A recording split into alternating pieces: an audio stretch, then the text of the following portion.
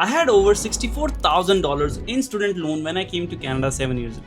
But today I am debt free, and here's my exact strategy what I followed to be debt free by the age of 25, from smart budgeting to side hustle.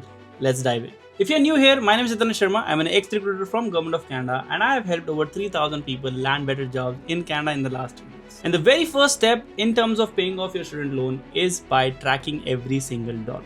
Fun fact, I have done Bachelor's of Finance, but still I used to get confused when it comes to where is all my money is going every month. But the best way that has really helped me to track every single dollar every month is by using an Excel sheet like this, where exactly I know how much money I'm making every month, what are my fixed expenses, how much money I'm putting towards emergency fund, and how much money I'm putting towards student loans. And it used to give me an amazing graphical representation of where exactly my finances looks like every single month. And not just this, I also use an amazing website called unbury.me, where you can actually know how much money you need to pay every single month to be debt free. And it also helps you to notice that if you just put additional $100 every month on top of your usual payment, how fast you can pay off your student loan. So definitely check it out. I've also added the link in the description below. Second is being realistic. Guys, I'll be very honest. There are many people who come here on study permit and they start working 70 to 80 hours illegal work just to pay off their loans as quickly as possible. But first of all, it's absolutely illegal. People are getting deported. And don't just listen to me. Hear this out. He just took my license with him and just came back after like 10 minutes, and he was like, okay man, you are a student? I was like, yeah, I'm a student. So which college and all that? He was asking me about some, like, what college you're studying, what time you're studying. I didn't lie. So then after again he came back and he was like, okay man, you are under arrest. So I was like, why? What happened? You are working more than 20 hours, I can see in your logbooks. So rather than thinking of paying off your student loan by working illegal hours, plan it ahead. Focus on getting a good field job and then focus on how you can make additional $500 to $1,000 on side hustle. And there are many ways to do that in North America. When I was working full-time with Government of Canada, I was making roughly $3,700 every month. But on top of that, I was also working with Cineplex, because one of the perks was you get free movies every single week. I used to love that. That was making me $1,000 every month.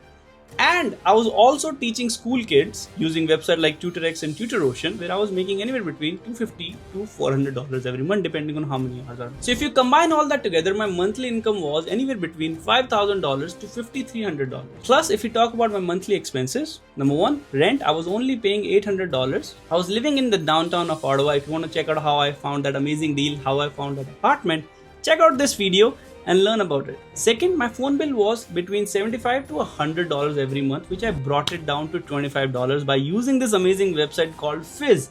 And if you want to switch that, I've added the link below. Because guys, think about it this way. Every month, if you bring down your phone bill from 75 to 25, that's a $50 jump. And $50 over a period of 12 months is a $600. And just like that, small amount becomes a big amount over a period of time. Third was groceries, which was anywhere between $150 to $200 every month. Then I was also keeping some amount for eating out, because we also have to enjoy our life here.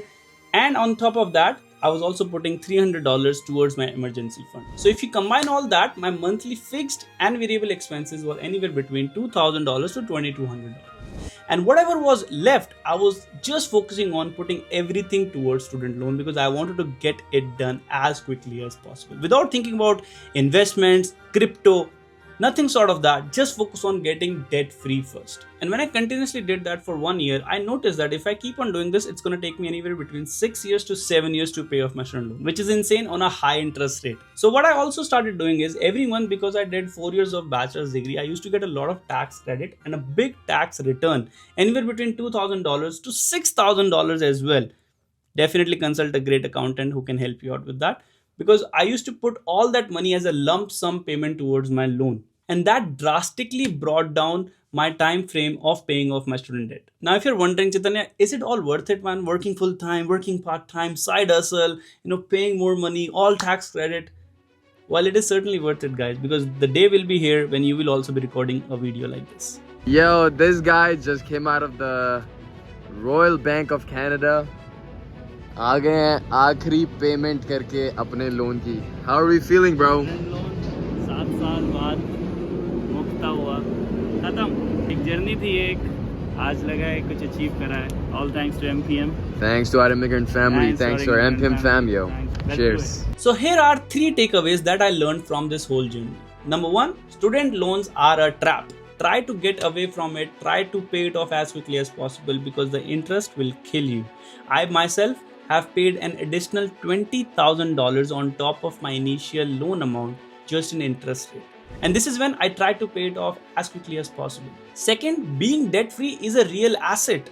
That is truly when you will be financially free. That is truly when you can control all your finances every single month and plan ahead properly. Third, don't buy stupid stuff to impress those who do not even like. Guys, I'll be very honest, at the age of 22, when I was about to buy my first car, I was very close of buying a BMW X3. But thank God, I switched my mind and went and bought a Honda CR-V. Amazing deal. And today at the age of 25, I thank my 22-year-old Chaitanya to take that action because that's the only way possible that has helped me to save more and pay off my student loan at such a young age. And even if you do not have a loan and you're planning on buying your first car at the age of 22, 23, 24, go for something that will take you from point A to point B. Don't go for premium stuff. Focus on high saving zones. Start investing at least $100, $200, $500 every month because the earlier you start, the higher your compounding rates will be. And I love this post from Dave Ramsey that clearly explains if you start investing $500 every month at the age of 25, by the time you'll be 60, you will have $3 million in your account. But if you start the same amount at the age of 35, it will come down to only 1 million. Because times are tough, nobody's coming to help us out if you're not helping ourselves. And if you want to learn what sort of website I use to make additional $500 to $1,000 every month on top of my salary, then check out this video where I've given you 5 ways how you can do that. I have tried all of them, so they are proven, they are tested, and you can also start doing that from the comfort of your home. And if you have stayed till here, make sure to hit that subscribe button, and I'll see you guys next week.